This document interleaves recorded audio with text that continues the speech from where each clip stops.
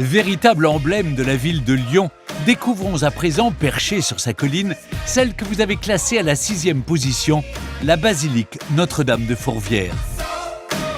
Ce joyau de l'architecture religieuse du 19e siècle, premier site touristique de la région Auvergne-Rhône-Alpes, accueille chaque année 2,5 millions de visiteurs. Qu'on vienne s'y recueillir, prier ou simplement l'admirer, Notre-Dame de Fourvière ne laisse pas indifférent. Et ce n'est pas Muriel, guide bénévole à Fourvière et lyonnaise de naissance, qui vous dira le contraire. Quand j'étais petite fille et que ma grand-mère avait un souci important, elle venait le confier ici à Fourvière. Je me souviens qu'elle allumait une petite bougie et elle m'emmenait avec elle. Et ça, c'est un souvenir qui est merveilleux. Si les Lyonnais sont si attachés à cette église, c'est tout simplement parce qu'elle leur appartient. C'est eux, en effet, qui, en 1871, à la fin de la guerre franco-prussienne, financent sa construction à côté d'une chapelle déjà existante. Cette basilique, elle a été construite après un vœu fait par des femmes lyonnaises qui sont montées prier dans la petite chapelle de la Vierge, implorer Marie pour lui demander sa protection pour que les Prussiens n'arrivent pas à Lyon. Prussiens qui avaient déjà envahi le nord de Paris. Elles lui ont promis, Marie, on te construira une grande église, une magnifique église, si tu nous protèges de cette invasion. Et leur vœu sera exaucé, puisque l'armée ennemie s'arrête aux portes de Lyon. Alors, comme elle s'y était engagée, des familles lyonnaises vont faire des dons afin de financer le chantier. Et en toute logique, c'est un architecte lyonnais, Pierre Bossan, qui est choisi pour ériger cette basilique grandiose de 48 mètres de haut, 86 mètres de long et 35 mètres de large. Cette église est construite comme un château fort, avec 4 tours, des créneaux, des mâchicoulis, dans un style byzantin, roman, gréco-romain, avec des grandes colonnes qui appellent le regard vers le haut, et puis des lignes horizontales qui vont nous parler de la force de cette protection de Marie. Pierre Bossan a vu les choses en grand. À l'intérieur de ce palais, il fait ériger 2 églises superposées, une haute et une basse en sous-sol. Une construction pleine de sens. Cette église basse symbolise l'Ancien Testament. Cette crypte est volontairement construite dans une pénombre très calme, avec des teintes très sombres, de façon à nous dire que, avant la naissance de Jésus, avec Marie et la lumière, nous étions un peu dans les ténèbres. C'est en empruntant l'escalier de la sagesse que les visiteurs accèdent à l'église supérieure. S'offre alors à eux un décor somptueux composé d'une multitude de détails, de couleurs, de dorures et d'ornements. Pour avoir une vue sur la nef et le chœur de l'église, il faut prendre un peu de hauteur et suivre Muriel 27 mètres au-dessus du sol. Cette grande tribune nous permet d'admirer les mosaïques et tous les détails pour réaliser le poème à Marie qu'a voulu écrire Pierre Bossan. Si vous regardez bien, chaque voûte, chaque colonne porte des fleurs, des feuillages. On est vraiment dans le palais doré de Marie. Rien n'était trop beau pour Marie. Rien, pas même les 15 millions de tesselles faites de verre et d'or qui recouvrent les murs, les arcs et les coupoles de l'église. 1500 mètres carrés de mosaïques vénitiennes posées à la main. Un travail titanesque rendu possible grâce à la technique novatrice d'artisans venus d'Italie. Il dessinait les motifs de décor à l'envers. Il posait ces tesselles de verre qu'il pré-encollait et il posait les mosaïques par plaque entière. Donc c'était beaucoup plus rapide, beaucoup moins cher et le résultat est juste époustouflant. Dans ce décor d'une grande finesse, Marie est partout et sous toutes ses formes. Mais celle que tout le monde vient voir, c'est la Vierge à l'enfant qui trône telle une reine au centre de la basilique. Une Vierge rayonnante grâce à sa couronne dorée que Bernard, conservateur du musée de Fourvière, connaît bien. C'est une couronne royale, voire impériale, constellée de diamants et de pierres précieuses offerts par les Lyonnais et les Lyonnaises. Un joyau confectionné en 1899 et que les Lyonnais se pressent de venir admirer. En 2017, la couronne est présentée au public dans une vitrine blindée au sein du musée pour que les Lyonnais et les Lyonnaises la voient de près, car elle est à eux. Malheureusement, cette couronne en or, des voleurs s'en emparent. Particulièrement attristés par la perte de ce trésor inestimable, les habitants de la ville vont une fois de plus se mobiliser pour offrir une nouvelle couronne à leur reine. Mais cette fois-ci, rassurez-vous, pour plus de sécurité, on la conserve à 8 mètres de hauteur sur la tête de Marie. Mais celle qui attire également tous les regards, sans pour autant risquer de disparaître, c'est l'emblématique Vierge dorée perchée à 342 mètres de haut. Une Vierge protectrice semblant tendre la main à tous les Lyonnais depuis son inauguration le 8 décembre 1852. Ce soir-là, un feu d'artifice est prévu. Malheureusement, en raison du mauvais temps, les festivités doivent être annulées. Alors, pour faire briller cette Vierge dans la nuit, on décide de l'éclairer au flambeau. Flambeau auquel les Lyonnais répondent en allumant des bougies à leurs fenêtres. Depuis ce jour, chaque 8 décembre, ce rituel perdure et c'est toute la ville qui s'éclaire lors de la célèbre fête des Lumières. Pour approcher d'un peu plus près cette Vierge dorée, les bénévoles de la Fondation de Fourvière proposent une visite insolite qui permet de découvrir les coulisses de l'édifice. Son impressionnante charpente métallique et ses incroyables coupoles inversées, ainsi que son puissant carillon.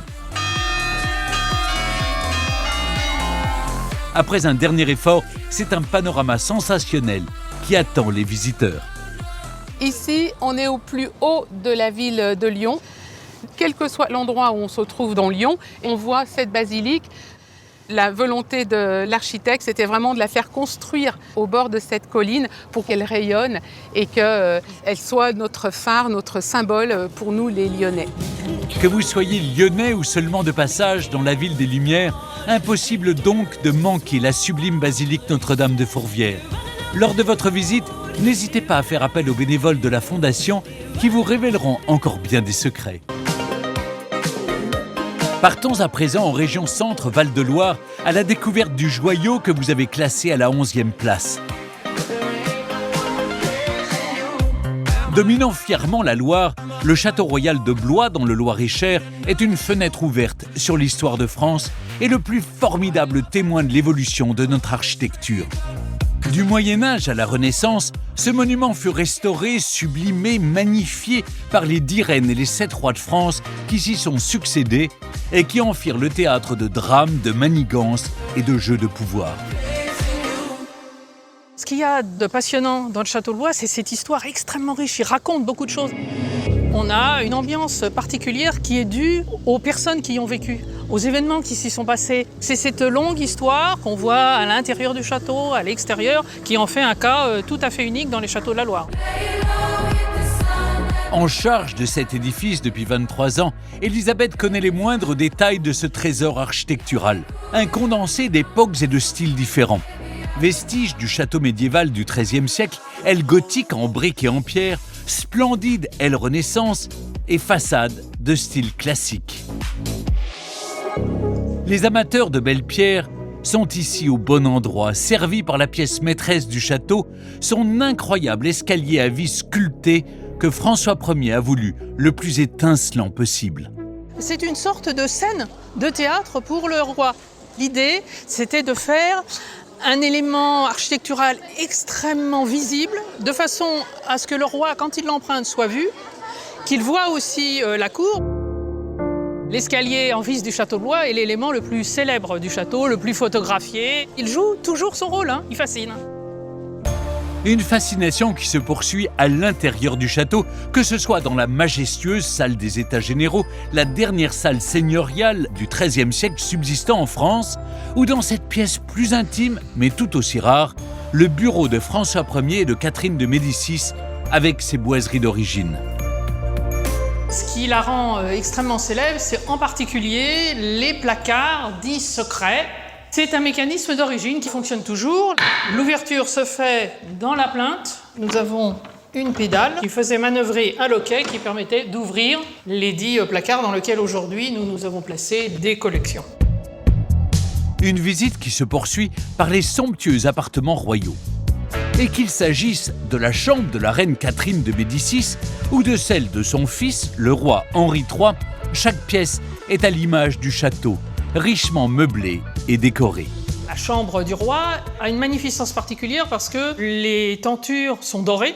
Les plafonds aussi présentent des petites plaquettes dorées qui étaient faites pour refléter la lumière des candélabres et des bougies et donc rendre encore plus de lumière. Il ne faut pas oublier qu'à la cour de France, quand vous aviez des réceptions, vous aviez un garde avec une torche tous les mètres. Donc vous imaginez énormément de couleurs. Entre faste et dorure, le château royal de Blois, qui voit se succéder pendant 6 siècles une quinzaine de souverains, est aussi le témoin d'événements qui ont marqué l'histoire de France. C'est ici, entre autres, que Jeanne d'Arc vient en 1429 faire bénir son étendard avant d'aller libérer Orléans des Anglais. C'est aussi dans ce lit que la reine Catherine de Médicis rend son dernier souffle en 1589 et qu'un an auparavant, dans la chambre du roi, le duc de Guise est assassiné sur ordre d'Henri III, jugeant son rival trop encombrant. Un assassinat illustré dans ce tableau de Delaroche, visible au château comme bien d'autres œuvres. Le monument abritant depuis 1850 le musée des Beaux-Arts de Blois. Le château de Blois est un cadre extraordinaire. Et en fait, de temps en temps, on oublie. Et puis, on regarde autour de soi et on se dit c'est quand même exceptionnel. Géré par Morgane, un millier d'œuvres, parmi lesquelles des toiles d'Ingres, de Rubens et de Boucher, raviront cette fois-ci les amateurs d'art et nous racontent la vie de la cour à la Renaissance. Ainsi, le bal à la cour se penche sur ces soirées fastueuses entre rencontres frivoles et stratégies politiques. Quant à l'étonnant portrait d'Antonietta Gonsalvus, l'une des pièces les plus importantes du musée, il raconte le destin incroyable d'une petite fille à la cour de France, son père ayant lui inspiré l'histoire de La Belle et la Bête. Son histoire est assez insolite puisque c'est une petite fille qui a vraiment existé au XVIe siècle, à la Renaissance, et qui avait une maladie génétique qui s'appelle l'hypertrichose, qui faisait qu'elle avait le corps recouvert de poils. Et Antonietta faisait partie de ces curiosités de la nature qui étaient exhibées comme des choses rares et précieuses dans les cours européennes. Une œuvre intrigante, comme l'est aussi une autre visite proposée régulièrement ici. Bonjour. Alors, je vous souhaite la bienvenue au Château Royal de Blois. Initiée par Séverine, elle permet de découvrir quelques endroits cachés et insolites du château. Comme cette tour médiévale ayant servi un temps de prison, ou, dans une autre ambiance, la formidable réserve du mobilier. On est dans un endroit que l'on ne montre pas à tous nos visiteurs, puisque vous voyez ici ces pièces inestimables de nos collections. Toutes les époques se côtoient avec des meubles anciens du XVIe, du XVIIe siècle, et puis après, XVIIIe, comme les harpes que vous voyez ici. Ça fait partie des trésors un peu cachés que nous possédons au château. Quant au clou du spectacle, qui impressionne à coup sûr chaque visiteur, le voici. Alors là, vous découvrez vraiment la partie la plus extraordinaire du château, la charpente de la grande salle médiévale. D'une forme particulière dite à chevron portant ferme, cette charpente datée de 1214 est probablement l'une des plus anciennes charpentes civiles conservées en France. C'est contemporain de la charpente de la cathédrale Notre-Dame, malheureusement effectivement disparue. Donc nous, on a la chance de pouvoir conserver donc une charpente encore entièrement médiévale, et ça c'est remarquable et extraordinaire. Ouais, c'est magnifique, impressionnant. Des visiteurs fascinés qui le sont encore plus quand le soir venu, le château se prépare à leur en mettre plein la vue. Car chaque soir, d'avril à fin septembre, un spectacle son et lumière fait revivre l'édifice et plonge littéralement les spectateurs dans sa très longue et riche histoire. Je trouve qu'on est emporté, il y a un effet d'épopée. Et le frappe de son poignard en pleine poitrine. On est dans la grande histoire, on est dedans, on la vit à l'intérieur. Une chose est sûre, de nuit comme de jour, le château royal de Blois devrait vous surprendre. Cap sur la Corse, à la découverte de la citadelle d'Ajaccio que vous avez classée à la 14e position.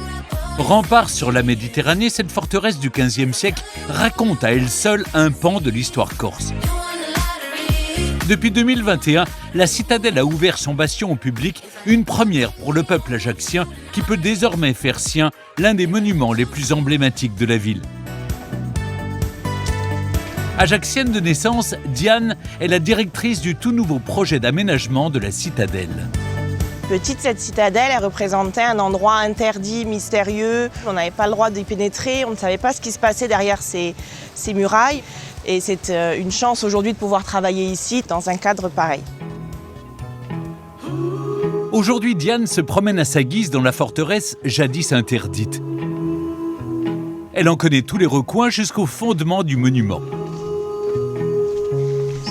Là, nous sommes vraiment au cœur de la forteresse. C'est le château de la Citadelle. C'est ici que la première pierre a été posée en 1492. Et par la même occasion, c'est la première pierre d'Ajaccio. À cette époque, c'est la République de Gênes qui règne sur la Corse et ils cherchaient un port d'attache entre le nord et le sud de l'île. Ils ont choisi donc de construire un fortin. Tout est parti d'ici, de cette petite cour. Sous l'autorité de la République de Gênes depuis 1284, l'île de Beauté a une position stratégique très convoitée. Au XVIe siècle, craignant une attaque de vaisseaux turcs et la rébellion du peuple corse, les Génois fortifient le château. L'édifice, transformé en citadelle, est séparé du reste de la ville et prend sa forme en étoile qui n'a pas changé depuis. Bonjour les filles. Je suis très content. Pierre-André est guide conférencier à l'Office du tourisme d'Ajaccio. Depuis 2 ans, il dévoile aux visiteurs de passage les secrets de la citadelle. Je vous ai amené ici dans les fossés pour une bonne raison, c'est que derrière moi, vous avez les remparts de la citadelle. Et il y a vraiment un élément architectural emblématique, c'est ce cordon en pierre. À l'époque, lorsqu'une citadelle était prise d'assaut et tombait aux mains des assaillants, eh bien à ce moment-là, les assaillants coupaient ce cordon pour montrer que la citadelle n'était plus imprenable. Donc quand on regarde ce cordon et qu'on voit qu'il est complètement intact, on s'aperçoit que cette citadelle d'Ajaccio n'a jamais été prise par des assaillants. Durant la période génoise, les murs de l'édifice ont pourtant connu de nombreux soubresauts. Alors, au milieu du XVIIIe siècle, ce qui va se passer, c'est que la République de Gênes est complètement à l'agonie. Il y a des révoltes corses qui sont incessantes et donc elle va se tourner vers son allié de l'époque, le roi de France. Et donc, en 1768, la République de Gênes cède ses droits sur la Corse au royaume de France. Sous le règne de Louis XV, la citadelle devenue française change de dimension, passant de quelques dizaines de soldats génois à plusieurs centaines de militaires français. De tout temps, la forteresse attise les convoitises, notamment de la part de celui qui est né et a grandi à quelques encablures de là, Napoléon Bonaparte.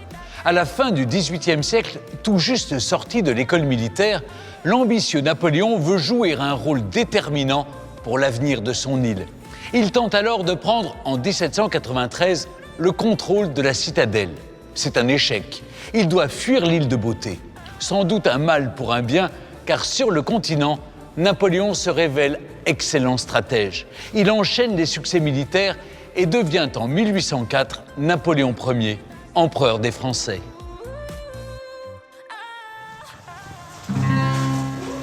Attention à ne pas glisser. Retrouvons Pierre-André dans les casemates, les souterrains de l'édifice. Ancien lieu de stockage des provisions militaires, cet espace est réquisitionné comme l'ensemble de la citadelle par les fascistes italiens durant la Seconde Guerre mondiale. Je vous ai amené dans cet endroit très particulier puisque durant la Seconde Guerre mondiale, les Italiens, quand ils capturaient des résistants, ils les amenaient ici pour les interroger, les torturer.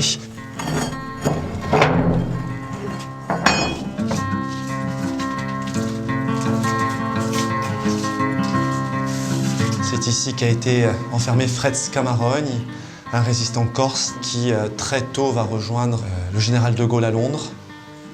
Et après quelques missions en Afrique, il va venir en Corse pour organiser la résistance. Il sera arrêté à Ajaccio et de peur de parler sous la torture, il s'est donné la mort dans cette cellule le 19 mars 1943. Il avait 29 ans. S'imaginer cet homme qui a donné sa vie pour la libération de la Corse et participer aussi à la libération des Français, c'est beaucoup d'émotions. Grâce à l'héroïsme de Fred Scamarone et de la résistance corse, l'île de Beauté deviendra en 1943 le premier département libre de France et servira de base précieuse aux Alliés jusqu'à la fin de la guerre. Aujourd'hui, un vent nouveau souffle sur la citadelle. Désormais propriété de la ville, le site a ouvert ses portes à la population. Une première depuis plus de 5 siècles. Œuvres d'art, guinguettes, boutiques, plusieurs artisans ajacciens ont investi les lieux. Bonjour Valère. Yann, ça va? Et toi? Ça va. Bon. Qu'est-ce que tu fabriques? Eh bien là, je suis en train de faire une coupe de liège qui va servir de corbeille de fruits. Dans la famille de Valère, on est liégeur depuis 7 générations. De la mangeoire à oiseaux, au sac à main en passant par les chaussures, Valère expose une grande variété d'objets au sein même de la citadelle. Je me suis tout de suite dit, quand j'ai vu que la citadelle allait ouvrir ses portes, que ça pouvait être un lieu extraordinaire pour un matériau qui l'est tout autant. Je me rappelle que ça nous agaçait toujours, en tant qu'enfants, de voir les portes closes, de nous voir, je dirais, une partie de notre ville qui nous était interdite. Et donc c'est un plaisir aujourd'hui de pouvoir exercer une partie de mon métier au sein de l'endroit qui a vu naître Ajaccio. L'heure est à la fête dans la citadelle, pour le plus grand bonheur des Ajacciens. C'est un site qui a toujours fait dos à la ville et la volonté c'est vraiment de pouvoir aujourd'hui l'ouvrir sur la ville et le rendre aux Ajacciens. Moi je trouve que c'est une place de village. Et dans la plus grande ville de Corse comme Ajaccio, en faire une place de village, je trouve ça quand même super. À Ajaccio, nous y avons Napoléon, Tino Rossi, et aujourd'hui les Ajacciens ont hérité de la citadelle. C'est merveilleux.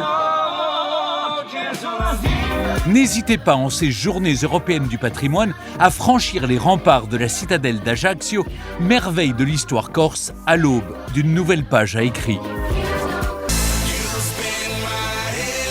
Direction l'ouest maintenant pour découvrir le monument que vous avez classé à la 9e place. Protégeant depuis le XVIe siècle l'entrée de la rade de Lorient, la citadelle de Port-Louis dans le Morbihan est un fleuron de l'architecture militaire et le témoin d'une histoire maritime chère à toute la Bretagne. Aussi solide que le granit sur lequel elle est édifiée, cette place forte abrite en son sein pas moins de 2 musées qui offrent à voir des pièces exceptionnelles. De quoi ravir à coup sûr les amateurs d'art, d'histoire, de voyage et de navigation. La citadelle de Port-Louis, c'est un lieu chargé d'histoire, c'est un lieu culturel. Elle est toujours là pour surveiller l'entrée de la rade. On l'a toujours appelée la sentinelle de la rade. Et je trouve que ça lui va bien. Un mastodonte de pierre entouré d'eau à marée haute, qu'Anne, l'administratrice du lieu, nous propose justement de découvrir par la mer. Bonjour Thierry. Bonjour Anne, ça va bien? Allez, on démarre. C'est parti pour une petite balade iodée en compagnie de Thierry, le patron des sauveteurs en mer du pays de l'Orient. L'occasion de comprendre que cet impressionnant monument n'a pas été édifié ici par hasard. On parle de verrou de la rade de Lorient, la citadelle en fait partie, donc elle est à l'extrémité de cet éperon rocheux. Il y a l'île Saint-Michel qui barre le chenal à l'intérieur. Et à l'extérieur, c'est l'île de Groix. Comme ça, un bateau ennemi qui était indésirable, il passait forcément sous les boulets de canon. De l'aborder par la mer, c'est aussi une sorte d'émerveillement. C'est toujours la même, elle est là depuis 400 ans, mais en même temps, il y a toujours quelque chose qui change, avec la mer, la lumière, le soleil. Bâtie à la fin du XVIe siècle par les Espagnols afin d'aider les Bretons à contester l'autorité royale en pleine guerre de religion, cette citadelle est ensuite agrandie et fortifiée sous Louis XIII de 1618 à 1621. L'objectif, défendre cette rade de 4 km de long, idéale pour rassembler bateaux et marchandises. La citadelle ultra défensive ne sera jamais prise. Les éléments caractéristiques de la citadelle, ce sont les échauguettes, ces petites tourelles de guet. Il y a également des bastions qui ont des formes d'as de pique, donc ce qui permet d'avoir un champ de vision extrêmement étendu et de pouvoir tirer quasiment dans toutes les directions en cas d'attaque. On a effectivement plusieurs dizaines de canons qui pouvaient défendre le site. Comme pour marquer le lien qui l'unit à la mer, la citadelle abrite depuis 1980 le splendide musée national de la marine. Ici sont exposés de nombreux objets, issus de fouilles archéologiques sous-marines. Le lieu raconte la belle et longue histoire du sauvetage en mer en France, à travers de nombreuses pièces uniques, comme ce canot de sauvetage. C'est un bateau de sauvetage qui a fêté son 120e anniversaire il n'y a pas très longtemps. Et en aussi bon état et aussi bien présenté, c'est le seul en France. Ce bateau a été construit au Havre et c'est un chantier qui faisait des bateaux assez évolués pour l'époque. Celui-ci se redressait en 5 secondes au moment où il chavirait et il a des caissons étanches à l'avant et à l'arrière, ce qui explique sa forme un petit peu ventrue. Bien avant ce canot, d'autres bateaux bien plus imposants ont écrit l'histoire de cette rade. Le site étant idéal et parfaitement protégé par la citadelle de Port-Louis, c'est ici en 1666 que Louis XIV et son ministre Colbert décident d'implanter la Compagnie des Indes, créée 2 ans auparavant. L'objectif ? Se lancer dans le commerce du lointain en allant s'implanter en Asie. Pour ce faire, plus de 150 vaisseaux seront construits par la compagnie. Le premier à sortir du chantier naval, baptisé Soleil d'Orient, donnera son nom à cette nouvelle ville, d'où ces bateaux partiront, l'Orient. Implanté lui aussi dans la citadelle, le musée de la Compagnie des Indes que dirige Brigitte est unique. Il est en effet le seul en France à évoquer cette histoire riche et complexe et offre à voir des objets d'art plus fascinants les uns que les autres. On y trouve beaucoup de modèles, c'est-à-dire des maquettes de bateaux, des dioramas qui montrent la construction navale, qui montrent les comptoirs. On y trouve ce qui évoque la vie des marins. Et ce qui fait la spécificité de ce musée, ce sont tous les objets qui ont été commandés en Asie à la demande des Européens et qui sont métissés parce qu'ils portent en eux une part de la culture européenne et de la culture asiatique. C'est le cas de l'une des dernières acquisitions du musée, cette toile de satin de soie imprimée provenant de Chine, inspectée sous toutes les coutures en réserve. On retrouve une grande déchirure là. Alors il fait partie d'un ensemble de 7 panneaux qui ont été préemptés par le musée et autrefois il servait au XVIIIe siècle à orner des grands châteaux, des demeures. Donc ce sont des objets qui ont été transformés en rideaux à une époque et aujourd'hui on a besoin de les restaurer pour pouvoir les présenter au public. Un public qui peut également visiter ici quelques endroits secrets et cachés à l'ambiance parfois mystérieuse. Animées par Jannick, ces visites insolites permettent d'en savoir plus sur le monument. La première étape nous emmène sous terre, dans la crypte de la citadelle, à l'histoire étonnante. Alors nous sommes dans la salle de garde, donc c'est une salle qui a servi de chapelle en fait, un petit peu avant la Seconde Guerre mondiale. On ne sait pas si on va partir en guerre et les soldats sont bloqués dans la citadelle. Et au moment de Noël, ils vont créer la chapelle en fait, avec les peintures que l'on voit aujourd'hui. Sainte Anne, donc la patronne des Bretons, et Sainte Barbe pour la patronne des artilleurs, des canonniers. Retour en plein air où, après avoir profité de la vue exceptionnelle qu'offrent les remparts sur la rade et l'océan, la visite se poursuit et s'achève dans la poudrière du fort. L'occasion de découvrir ça et là sur les murs quelques émouvantes traces laissées par les militaires des siècles passés. On a des graffitis en fait, qui datent du 18e, on en a du 19e, on en a du 20e. En fait, c'est vraiment une tradition des militaires en fait, qui vont graver le tuffeau pour signer en fait, leur passage dans la citadelle. Certains nous disent « j'ai vu le nom de mon grand-père sur ces murs-là », c'est émouvant, oui. Entre anecdotes et grande histoire, objets d'art et panoramas à couper le souffle, on comprend vite que les visiteurs de la citadelle de Port-Louis en ressortent généralement conquis. Je ne savais pas du tout que les Espagnols étaient venus jusque-là. Ça vaut vraiment la peine de venir ici parce que c'est très beau. C'est un site magnifique avec une belle vue sur la mer.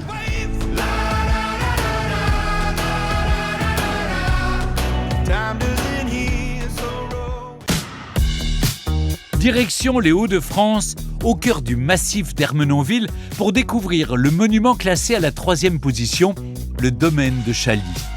1000 hectares de terre, de forêts et d'étangs, au cœur desquels se nichent un château-musée, une chapelle et les ruines d'une église abbatiale du XIIIe siècle, aujourd'hui ouvert à la visite. Ici, près de 9 siècles d'histoire se côtoient harmonieusement pour le plus grand plaisir d'Alexis, administrateur général du lieu. Chaly, c'est un petit paradis, c'est un lieu très préservé, intime, où se mêlent l'art, la culture. Et puis tout à Chaly invite à élever l'esprit, à élever le regard. Et c'est cette invitation, au fond, à s'élever, moi, qui me touche vraiment dans cet endroit. Fondé en 1136 par Louis VI le Gros, le domaine est à l'origine une prestigieuse abbaye royale et un centre commercial et intellectuel majeur. Voilà, on est ici au cœur des ruines de l'église abbatiale de Chailly, un monument très important pour le XIIe siècle. Et se dresse encore devant nous le transept nord. On reconnaît bien ces voûtes en forme d'ogive, typiques du style gothique. On est quasiment dans un décor de théâtre, c'est quelque chose qui a vécu. On sent le travail des moines, le travail des architectes, des bâtisseurs, et puis surtout l'effet du temps qui passe. Et cette église abbatiale et le cloître attenant ont été démontés à la Révolution française. Et beaucoup de maisons dans la région aujourd'hui sont construites avec des pierres de Chailly.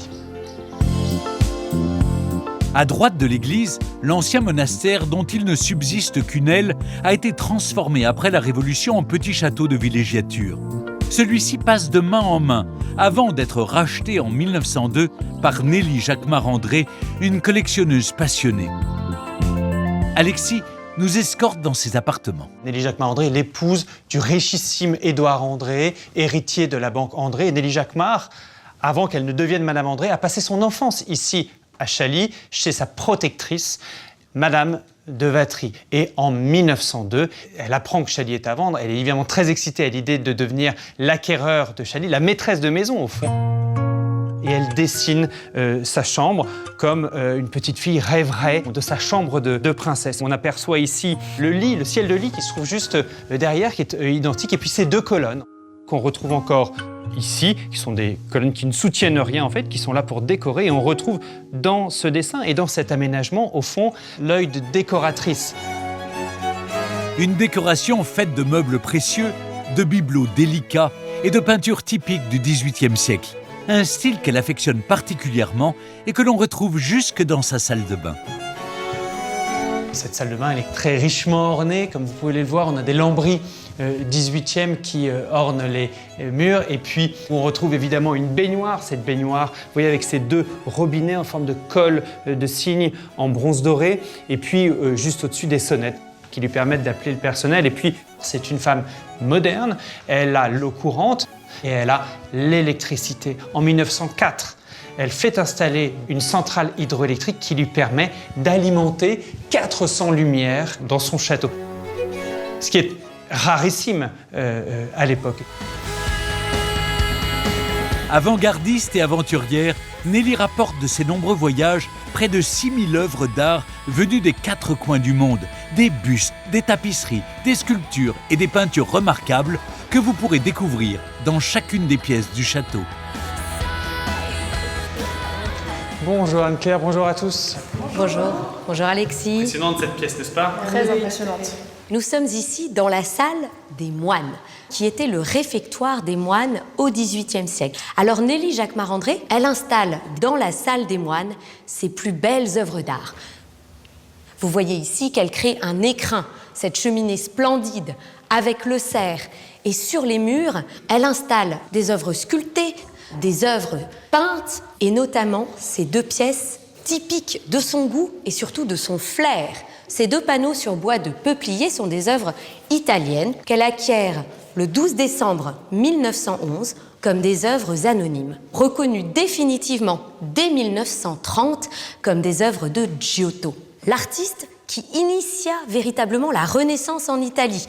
C'est donc une collectionneuse sûre d'elle qui, afin de protéger ses collections et le château, elle choisira de léguer son œuvre à l'Institut de France afin que son goût et l'harmonie qu'elle a choisi d'y mettre soient préservés. Comme vous pouvez le voir, le domaine de Chailly regorge de trésors et de surprises, à l'image de la chapelle Sainte-Marie, aussi appelée chapelle royale. Édifiée sous l'impulsion de Saint-Louis, elle est un joyau du style gothique rayonnant de la seconde partie du XIIIe siècle. À l'intérieur, une superbe fresque peinte à la Renaissance par Primatis représente une annonciation et occupe toute la contre-façade.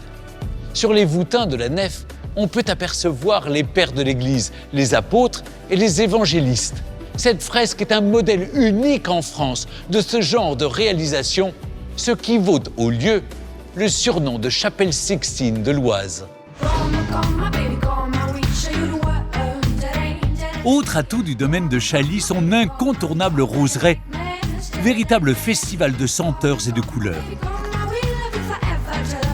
Nous sommes ici à l'emplacement de l'ancien jardin de l'abbaye, qui est devenu un jardin fleuriste au 19e siècle. Et petit à petit, la rose s'est imposée et la roseraie présente quelques 400 variétés de rosiers.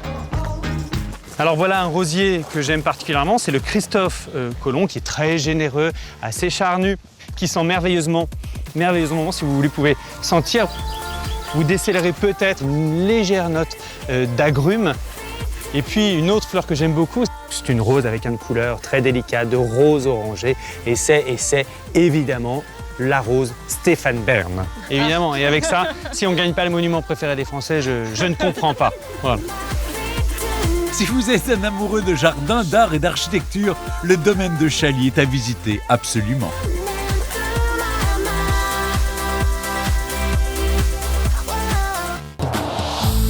Direction maintenant la Martinique, dans les Outre-mer, à la découverte du monument que vous avez classé en 13e position, le Fort Saint-Louis. Ce vaisseau de pierre de 600 mètres de long a été construit au XVIIe siècle pour protéger l'île des attaques venues de la mer. Il a même donné son nom à la capitale, Fort-de-France. Il est aujourd'hui le siège de la Marine nationale des Forces armées aux Antilles et ses bâtiments historiques accueillent 50 000 visiteurs chaque année. Mais l'usine Sinamal est guide conférencière. Elle connaît bien l'histoire de ce fort dont la construction débute vers 1640 sous Louis XIII. La Martinique est alors un territoire très disputé par les puissances coloniales. Il devient impératif de défendre cette baie du cul-de-sac royal, la plus vaste et la plus abritée de l'île. Ici, on est sur une position qui est stratégique et remarquable. On a ici cette péninsule naturelle qui est en fait une presqu'île. On va pouvoir, à partir de là, édifier, remblayer, creuser, etc. Donc aménager véritablement cette structure qui dispose à l'arrière d'un plan d'eau. Donc effectivement, environnement naturellement favorable pour pouvoir établir un port. Sous Louis XIV, ce simple fortin de bois va devenir une véritable forteresse. Dans les années 1680, le fort royal se modernise sous l'impulsion d'un architecte disciple de Vauban. 3 étages de fortification sont ainsi édifiés. Le site est dit de type Vauban. C'est une structure défensive en fait où on alterne des bastions et puis un certain nombre de structures comme des chemins de ronde, chemins de défense, courtines. Et on va utiliser toute la pierre environnante, des roches de basalte, donc des bombes volcaniques qu'on va trouver en grand nombre, mais qui sont évidemment des matériaux qui sont extrêmement lourds et difficiles à travailler. L'édifice est conçu pour permettre aux soldats d'évoluer dans le fort tout en restant à l'abri de l'artillerie ennemie. Il dispose ainsi de plusieurs kilomètres de tunnels et de casemates protégés par des canons. Ici, nous sommes dans une casemate, la casemate de Gémosa, qui pouvait servir donc à stocker des munitions, des vivres. Et on pouvait également y caserner des hommes avec des éléments de défense, comme cette canonnière, qui permettait d'avoir le maximum d'angle de vue et une fenêtre de tir relativement large. Tout au long de son histoire, le Fort Saint-Louis a subi de nombreux assauts. Le plus fameux a eu lieu en 1674 lors de la guerre contre la Hollande. Le 19 juillet, 150 soldats français occupent le fort et doivent affronter une flotte de 44 navires hollandais, soit près de 3000 hommes. Après plusieurs jours de combat, les troupes des 2 camps sont épuisées. La légende raconte que les Hollandais, enivrés de rhum, auraient fui le conflit par peur d'une contre-attaque française. Pour trouver les traces de ces batailles navales, il faut prendre la mer. On devrait être sur site, là. Vas-y, 25 mètres, 25 mètres. Jean-Sébastien Guibert et Gilbert Labonne sont historiens et archéologues. Ils plongent régulièrement au large du Fort Saint-Louis pour révéler les vestiges d'épaves anciennes. On ne retrouvera plus de vaisseaux de 74 canons en train de naviguer. On ne retrouvera pas de goélettes marchandes du 18e en train de naviguer au mouillage. Et donc l'archéologie maritime permet de restituer un petit peu donc, ces paysages maritimes qui ont disparu et qu'on peut retrouver sous l'eau. On peut retrouver des balles, on peut retrouver des boulets de canon, on peut retrouver donc, des éléments qui viennent en fait du Fort Saint-Louis.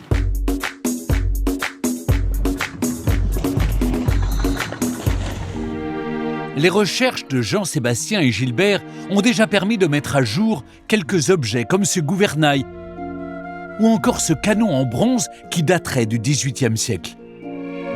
Autant de trésors qui racontent à leur manière une partie de la longue histoire du Fort Saint-Louis. Retour à terre. Aujourd'hui comme hier, le Fort Saint-Louis est un lieu stratégique pour la Marine nationale. Gilles Rémignon est commandant de cette base navale qui emploie près de 400 marins. Au-delà de ce patrimoine exceptionnel, c'est aussi une base navale opérationnelle qui est là pour soutenir des bâtiments de combat, des frégates, des patrouilleurs et réaliser les missions des forces armées ici aux Antilles. Comme un clin d'œil de l'histoire, les navires militaires sont aujourd'hui encore positionnés dans un bassin de mouillage protégé des intempéries. On a la plupart des bâtiments de combat de la base navale qui sont basés ici. Nous sommes du côté de la baie du Carénage, l'endroit historique où les bateaux étaient accostés. Les premiers bateaux de la Royale, les bateaux à voile, subissaient des maintenances, d'où le nom de baie du Carénage. On y faisait de l'entretien, de la maintenance, et bien c'est encore ce qu'on fait maintenant. Pour entretenir les navires de la Marine nationale, le Fort Saint-Louis est équipé d'ateliers où travaillent près de 160 civils et militaires de différents corps de métier. On peut faire à peu près tout ce qui est possible sur un bateau. On fait un travail de métallurgie, de la soudure, de la chaudronnerie, de la mécanique sur des moteurs diesel, sur des moteurs hors-bord, du charpentage pour l'aménagement des bateaux, de l'électricité. On peut rebobiner des moteurs électriques afin de faire fonctionner tous les systèmes des bâtiments de combat. Pour les marins de la base, le Fort Saint-Louis est aussi un formidable terrain d'entraînement, notamment en matière de sécurité incendie, primordiale à bord des navires. Le Fort Saint-Louis, c'est un fort effectivement où on retrouve plusieurs kilomètres de galeries, de tunnels. C'est un véritable dédale. Et là, exemple, on simule un blessé que l'on extrait d'une ambiance enfumée, avec une ambiance un peu chaude, très humide, assez représentative de ce qu'on peut avoir sur les bateaux de la Marine nationale. Donc nous, notre volonté, c'est de pouvoir réutiliser au maximum ce fort à des fins d'entraînement. Ok, c'est bon. Notre découverte du Fort Saint-Louis se termine sur l'héliport de la base navale. Garde à vous. C'est ici, avec cette vue imprenable sur la baie de Fort-de-France, Sortez des rangs. que le commandant Rémignon remet les décorations à ses marins. Le fait de travailler dans un fort de 4 siècles, ça donne beaucoup de fierté, évidemment. Et je crois que tous les marins ici partagent cette fierté. À titre personnel, c'est évidemment un immense plaisir. N'hésitez pas, vous aussi, à pousser les portes du Fort Saint-Louis, un monument qui nous raconte tout un pan de l'histoire de la Martinique. Nous voici en Occitanie pour découvrir celle que vous avez classée 10e, la place nationale de Montauban. Située au cœur de la vieille ville, ce joyau de l'architecture classique est l'une des premières places modernes en Europe. Centre du pouvoir au Moyen-Âge, la place nationale reste aujourd'hui un lieu incontournable de la vie montalbanaise. Mélissa est la directrice du pôle patrimoine culturel de Montauban. D'origine bretonne, elle se souvient avec émotion de sa première rencontre avec la place nationale. J'ai découvert cette place en étant enfant, puisque je venais en vacances souvent dans la région. Et j'ai tout de suite été émerveillée par cette place qui me paraissait très grande et surtout très chaleureuse, entourée de briques. Et donc cette couleur que je ne connaissais pas m'a tout de suite apporté un peu de soleil. Désormais sous le charme, Mélissa connaît l'histoire de la place nationale sur le bout des doigts. La place nationale est née en même temps que la ville de Montauban en 1144. Montauban est ce qu'on appelle une ville neuve, c'est-à-dire qu'elle a été bâtie ex nihilo. Avant, ici, il n'y avait rien. Conçues selon un plan en damier, les ruelles de la cité s'articulent alors autour d'une vaste place centrale. À l'époque, c'est vraiment inédit en Europe. Parce qu'au Moyen-Âge, on construisait les places plutôt devant un château ou devant une église, là où on a la place de les aménager. Alors qu'ici, à Montauban, elle résulte d'un vrai projet urbain. C'est exceptionnel et très précurseur au XIIe siècle. La place jouait alors un rôle capital dans l'administration de la ville. C'est ici que se trouvait la maison commune dans laquelle les consuls délibéraient des affaires de la cité. En 2021, des fouilles archéologiques ont révélé les fondations de l'édifice, une bâtisse de 11 mètres de long datant du XIIIe siècle. Au lieu de la vie publique, la place de Montauban constituait également le poumon économique de la cité. Avec sa position en bord de Tarn, Montauban était une ville marchande très importante. La place était alors le centre principal des échanges commerciaux. Et chaque couvert Le nom des galeries qui sont autour de la place était dédié à une denrée particulière. Au XVIIe siècle, hélas, le cœur névralgique de Montauban va s'embraser. 2 incendies ravagent la place et ses habitations en bois. Entièrement reconstruite en briques grâce à l'aide financière du royaume, elle est baptisée Place Royale en 1703. Un siècle plus tard, elle change de nom comme la France change de régime. Avec l'avènement de l'Empire et le sacre de Napoléon Ier, la place devient donc impériale. En 1808, l'empereur lui-même la visite à l'occasion de la création du département du Tarn-et-Garonne. Un événement de taille pour la place qui se part d'un sublime cadran solaire pour éblouir Napoléon. En 1870, la République succède à l'Empire, la place prend son nom final, Place Nationale. 8 siècles après sa naissance, elle reste un lieu de rendez-vous incontournable pour la population. Inauguré en 2022, un gigantesque miroir d'eau jaillit chaque jour sur sa surface pour le plus grand bonheur des Montalbanais. Pour moi, c'est vraiment le bijou de Montauban. C'est vraiment un endroit où on se sent bien, où on peut déguster, se rafraîchir, voilà, on y vit bien. On se croit en Toscane. Quand on vient ici, c'est un havre de paix. Tous les Montalbanais apprécient énormément. On a le sentiment quand on rentre ici que le temps a suspendu son vol. On se sent relié à d'autres époques, avec cette brique qui chante différemment, sous différentes couleurs. Allez! Né à Montauban, Maurice est une figure de la place nationale. Bouquiniste passionné, il installe chaque matin ses étals de livres sous les arcades du monument. La première présence avérée du livre sur cette place date de 1518. Un imprimeur qui s'était installé sous ses couverts. Et pour la petite histoire, nous étions sous François Ier. Depuis, il y a toujours eu une présence du livre d'une façon ou d'une autre. Et je suis le dernier maillon de cette très longue chaîne. Des milliers d'ouvrages garnissent les étagères du bouquiniste. Parmi eux, des livres rares, dont certains datent du XVIIe siècle. Et des contes illustrés qu'il a lui-même écrits, une trentaine d'histoires ayant toutes pour toile de fond la place nationale de Montauban. On ne peut pas ne pas être inspiré par un lieu comme celui-ci.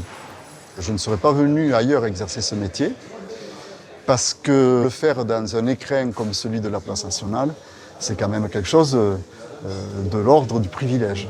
Voilà. Amoureux fou de la place, Maurice lui a même dédié quelques poèmes qu'il se plaît à dévoiler aux visiteurs de passage. Ici, par exemple, inspiré par cette architecture, c'est un arc de briques tendu vers la percée azur, ouvre l'espace au temps présent. Dans le poli, passage des pas, des passants, passant, repassant, passe du passé. Voilà, ça nous raccroche à l'histoire de ce lieu. Voilà. C'est bien.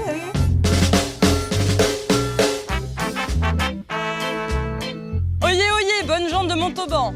C'est bientôt les Journées du patrimoine et cette saison fleurissent dans notre belle cité expositions et spectacles. Comme tous les samedis matins à 11h44 précise, référence à la naissance de la ville en 1144, Jeanne Mélie, la crieuse publique, harangue les passants pour leur annoncer les dernières nouvelles. Au musée Ingres-Bourdelle, outre les incroyables collections permanentes, venez découvrir la fabuleuse exposition temporelle Bourdelle, la mémoire des objets. Jeanne Mélie perpétue ainsi la tradition séculaire sur la place de Montauban. Le crieur, à la base, ici à Montauban, il était là pour les annonces municipales et pour le prix des denrées. Moi, je fais une criée qui est culturelle, donc je parle des événements, des expositions, des spectacles, des concerts. C'est merveilleux parce que ça crée du lien en plus. La transmission orale aura toujours sa place sur la place nationale parce qu'elle est faite pour ça. Et on se retrouve samedi prochain à 11h44 pour la suite du programme. Laissez-vous séduire en ces journées européennes du patrimoine par la magnifique place nationale de Montauban, trésor d'architecture et d'histoire, au cœur de la cité occitane. Partons en région Provence-Alpes-Côte d'Azur à présent pour découvrir au nord du Vaucluse les sites antiques de Vaison-la-Romaine que vous avez classés à la 8e position. Au pied du Mont Ventoux, les sites gallo-romains de Puymain et de la Villasse constituent l'ensemble archéologique visitable le plus important de France. Ils furent construits au 1er siècle de notre ère par le peuple gaulois des Vauconces qui adopta le mode de vie romain. Sur près de 15 hectares arborés, ces vestiges de l'ancienne ville marchande avec un forum, de somptueuses villas ainsi qu'un théâtre témoignent de plus de 2000 ans d'histoire. Depuis plus de 30 ans, Anna-Maria Mellard guide les touristes à Vaison. Au pied de la haute ville médiévale, le pont romain qui enjambe l'Ouvèze est le point de départ vers la ville antique. Le pont constitue un trésor à Vaison. Vous avez cet héritage de l'Antiquité, cette arche qui est là depuis environ 2000 ans. Comment se lasser de ce patrimoine ? Pendant de nombreux siècles, le pont et ses 2 arches, surnommées les lunettes, sont les seuls vestiges visibles de l'époque gallo-romaine à Vaison. Mais son riche patrimoine était toutefois connu de ses habitants et de nombreux objets découverts par des paysans finissaient dans des musées du monde entier. Il faudra attendre le XXe siècle pour que le site soit enfin officiellement mis à jour.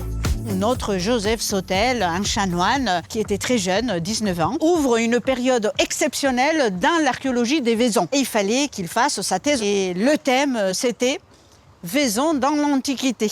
Il commence à faire la fouille en 1907. Il va mettre au jour des nombreux fragments de marbre dans la fosse du théâtre. La ferveur s'empare de la petite ville qui se rend rapidement compte de l'importance de ses premières découvertes. Les fouilles vont pouvoir se poursuivre avant-guerre grâce aux premières subventions publiques ainsi qu'à un important mécène dans les années 20. Maurice Burrus, député du Haut-Rhin, adorait les antiquités, il voyageait beaucoup et il débloque des fortunes entières pour Vaison. Grâce à lui, le théâtre a été complètement restauré. Et le maire de Vaison, Ulysse Fabre, il va demander au ministère l'appellation de la Romaine. Ce qu'il a obtenu en 1924 et depuis presque 100 ans, la ville porte ce nom de la Romaine qui évoque bien évidemment ces passés prestigieux et qui rappelle cet héritage que les Romains nous ont légué. Pour protéger toutes ces découvertes, comme les très rares statues du couple impérial romain Sabine et Adrien ou la magnifique mosaïque de la Maison du Pan, un musée a été ouvert. Avec plus de 80 000 touristes par an, il est le musée le plus fréquenté du Vaucluse. Parmi les visiteurs, les groupes scolaires profitent d'ateliers interactifs variés, comme la fabrication de lampes à huile en argile pour s'éclairer comme les gallo-romains. Anna-Maria et ses collègues s'efforcent de rendre l'Antiquité accessible au plus grand nombre. Et ici, à votre avis, nous sommes dans quel endroit de la maison ? Cuisine. Oh, très bien, la cuisine. L'archéologue Jean-Marc Mignon étudie depuis 30 ans les vestiges laissés par nos ancêtres à Vaison. Dans le second quartier antique de la Villasse, il emprunte les mêmes rues construites par les Vauconces, ce peuple gaulois qui a pactisé avec l'envahisseur romain au 1er siècle avant Jésus-Christ et qui a décidé de vivre à la romaine. Ici, on quitte la chaussée de la rue des Boutiques. On franchit le trottoir et par un petit escalier, on rejoint ce grand espace qui était dédié à la déambulation piétonne et sur lequel ouvraient à la fois les portes d'entrée des grandes maisons et puis un peu plus loin des boutiques où étaient vendus toutes sortes de produits manufacturés pour la ville antique. Et ici, on peut voir de façon assez nette la trace laissée par la fermeture de la boutique, qui était constituée par des panneaux coulissants qui venaient se bloquer par une porte qui, elle, fermait autour de son axe, en fait. La ville était entre le 1er et le 3e siècle l'une des plus prospères de la province. La maison au Dauphin, qui s'étendait ici sur près de 2000 mètres carrés, était loin de l'habitation rudimentaire que l'on pourrait imaginer. On pouvait avoir donc des peintures sur les murs, des tentures, des sols qui étaient de marbre, de mosaïque, de béton, des bassins, des fontaines qu'il faut imaginer très cossues, très riches, avec des thermes donc pour la toilette, avec également des latrines très savamment organisées, et puis avec également des fenêtres, des portes, des huisseries qui étaient parfois équipées de vitres. La réserve de vestiges à Vaison est exceptionnelle. Le site a été relativement bien préservé puisque la ville a été abandonnée entre les XIIe et XVIIIe siècles. 6 siècles pendant lesquels les colluvions sont venus doucement recouvrir le site et le protéger, ce qui a valu à Vaison-la-Romaine d'être souvent comparé à Pompéi. Régulièrement, des travaux aux 4 coins de la ville sont l'occasion de nouvelles fouilles comme lorsqu'un fort romain a été découvert et étudié en 2011 avant d'être réenseveli sous la ville moderne. Les archéologues le savent bien, Vaison-la-Romaine restera un terrain d'archéologie pendant encore très longtemps. Mais ces sites découverts depuis plus d'un siècle sont désormais vulnérables aux ravages du temps et des intempéries. C'est à Julien Charles que revient la charge de les préserver dans un perpétuel chantier. On est le plus grand site découvert de France en vestiges romains. Donc tout ça, c'est à l'air libre et naturellement, il faut préserver, entretenir. C'est pour ça que j'ai élaboré donc, ce mortier sur les couvertines en haut pour essayer de un maximum protéger les structures antiques afin que l'eau ne rentre pas dedans. Voilà. Julien a collaboré avec Jean-Marc Mignon pour reconstruire une partie des thermes dans la maison aux Dauphins. En retrouvant les techniques et les gestes ancestraux, il pratique de l'archéologie expérimentale. Je suis en train de placer des pilettes pour former un pilier d'hypocauste. L'hypocauste, c'était la pièce suspendue pour les thermes romains, où le feu s'engouffrait à l'intérieur pour chauffer la pièce au-dessus, le caldarium. Il y avait bien souvent une baignoire à l'intérieur et les Romains venaient donc se nettoyer, se laver. Un patrimoine toujours vivant comme peuvent le constater les artistes qui ont la chance de se produire régulièrement sur la scène du théâtre antique. C'est un lieu qui est magique, c'est un lieu qui est central, c'est un lieu qui est ancien et qui continue à vivre aujourd'hui. Et d'ailleurs, autrefois, il n'y avait pas de système de son, il n'y avait pas de tonneau, il n'y avait rien, et ça fonctionnait très bien. Donc il y a vraiment, dans la construction même, à mon avis, du théâtre, quelque chose de complètement magique, et je ne suis pas sûre que ça se refasse aujourd'hui d'ailleurs. Classé aux monuments historiques, le théâtre antique peut accueillir jusqu'à 5000 spectateurs qui, tout comme les Romains avant eux, profitent d'un cadre exceptionnel pour se divertir en plein air. Une manière radieuse d'embrasser 2000 ans d'histoire à Vaison-la-Romaine.